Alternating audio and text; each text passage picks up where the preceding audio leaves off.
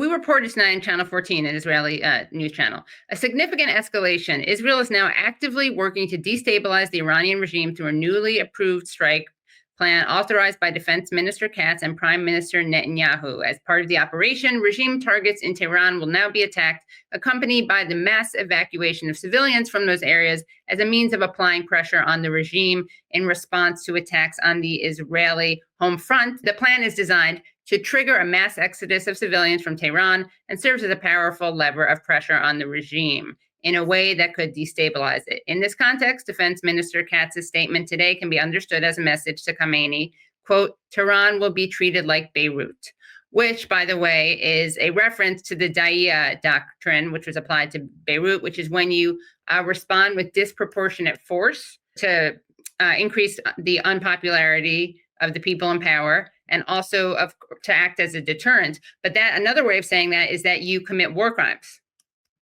That's what responding with disproportionate force is, because under international humanitarian law, you have to use the principle of proportionality as well as distinction. And the Dahiya doctrine, which they're now applying in Iran, violates both of those.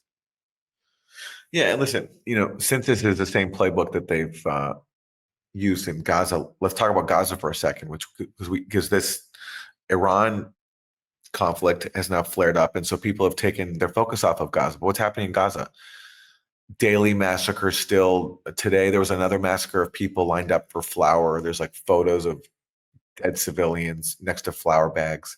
That's the reality that's ongoing in Gaza, which now it's hard to imagine this, but gets even like already it was being completely whitewashed and minimized and overlooked. But even now it gets even less attention because of the conflict between Iran and Israel.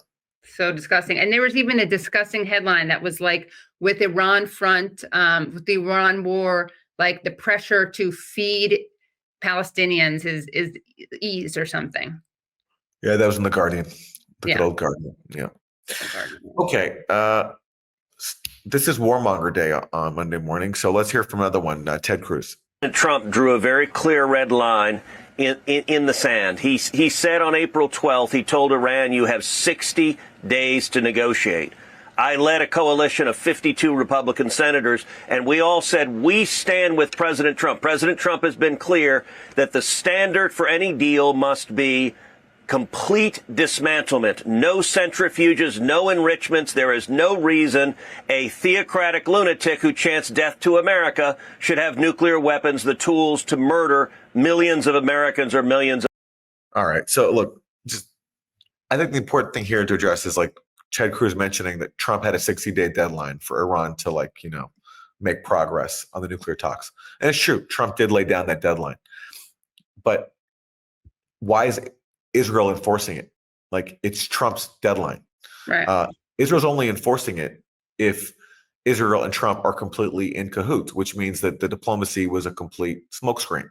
So by invoking this deadline that Trump laid down, since it was Israel that enforced the so-called deadline, and that's what happened, according to the Wall Street Journal, Netanyahu said to Trump, it's been 60 days, we have to act, and Trump said, okay. Whether that's true or not, the point is Trump gave his blessing for Israel to enforce his own deadline, which means that he was working with Israel hand in hand all along.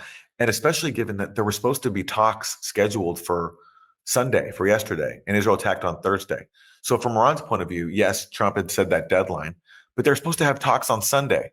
So what's Iran supposed to think? Iran's like, okay, we're talking on Sunday, so I guess you're okay with the progress so far, given that we're about to meet on Sunday. Those talks on Sunday were a ruse to give Israel cover to bomb. It's like you're going to break up with someone, but then you say you also want to go on a date the next day. Mixed messages. Yeah. Reminds me of the great Backstreet or NSYNC song. I think Backstreet Boys. Quit playing games with my heart. All right. Do we want to hear a little more Ted Cruz? Israelis. Okay, a little bit more. All right. Yeah, we got it. On the 61st day, the Ayatollah publicly said he would not shut down a single centrifuge. He said he would build more centrifuges. He would make more enriched uranium in order to make more nuclear weapons. That was effectively, Maria. No, that's not what he said, because he's the guy who has a fatwa against nuclear weapons. Right. What he said was that Iran is not going to give up its right to peaceful enrichment.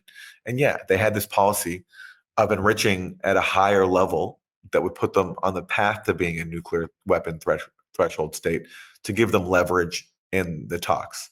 Right. You can question that strategy, Yeah. But then you can also say, would it have mattered anyway? Because even if Iran had enriched at like 3.6%, would it have mattered anyway? Because according to these people, to Trump and Israel, any enrichment is a red line. So it doesn't matter what Iran does. And yeah. And Ayatollah Khamenei said, "We've told the Americans, what business is it of yours whether Iran pursues enrichment or not? The Americans want us to abandon our progress. They oppose Iran's progress and the enrichment of our nation," which goes back to that point that you made that was either created by you or Max Blumenthal. Who knows? You're a Max Blumenthal puppet. You're pushing Blumenthal talking points. Blumenthal talking points. Yeah. Unless I came up with the idea myself. I just don't remember. Right. In which case, if he ever cites you, we know that he's pushing Maté talking points. No, but I'm pretty sure he said it first. And I like to give credit because, I've had my talking points. I'm very sensitive about talking point theft. Right. Oh, yeah. Very sensitive topic. Anyway. Okay. More Ted Cruz. Let's hear this. Middle finger at President Trump, but it was also a message to Israel. We're not going to stop. And if you don't act, you're going to find out when we've achieved success with a mushroom cloud in the skies of Tel Aviv or New York or Los Angeles. Senator, do you Does that want sound to familiar to anyone? Well, we'll go back to that. Is there more of this? Should we keep watching or do you not? Okay. No, so, Aaron, does that line, that mushroom cloud line, sound familiar to you? It definitely sounds familiar. It does, right? So let's take a little trip down memory lane and listen to George W. Bush. Let's hear what he had to say in the context of 9/11 and the Iraq War. Our enemies would be no less willing. In fact, they would be eager to use biological or chemical or a nuclear weapon. Knowing these realities, America must not ignore the threat gathering against us. Facing clear evidence of peril, we cannot wait for the final proof, the smoking gun that could come in the form of a mushroom cloud. So I guess like a good Texan, speaking of stealing talking points, he just committed Cruz just committed the sin that you hate so much, which he didn't credit the source of his talking points. So that was a Bushian talking point, of course, used to justify the war in Iraq. And push a lie, and it speaks to the impunity of war criminals, and also the